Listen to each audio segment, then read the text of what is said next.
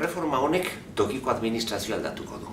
Tokiko administrazio publikoaren parte bada, eta bakigu administrazio publikoa 3 mailetan bereizten dela.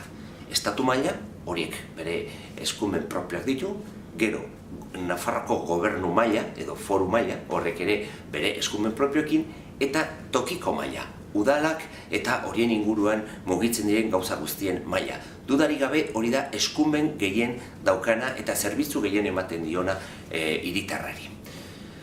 Reforma honek justu udal, kontzeju eta mankomunitatei egiten die aldaketa. Eta hori da benetan erreforma honen edukia. Batez ere zentratzen da udalen gaindiko egituretan.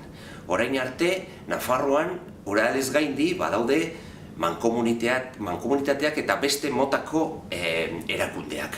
Haiek sektorika bere lanak egiten dituzte. Batek egiten du uraren gestioa, beste batzuk hondakinen gestioa, beste batek egiten du gizarte zerbitzuen gestioa. Orain ikuspegia aldatuko da. Desagertuko dira udalez gaindiko entitate horiek guztiak, mankomunitateak eta bar, eta lurraldearen arabera antolatuko dira. Guk antolatuko ditugu 12 eskualdetan. Hau da, lurraldeari begira. 12 eskualdeak izanen dira.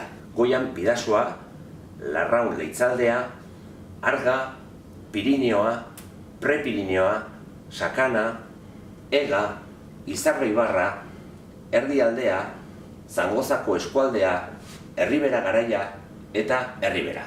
Beraz, amankomunean udalek dituzten eskumen eta zerbitzu guztiak orain hemendik aurrera eginen dira honen arabera.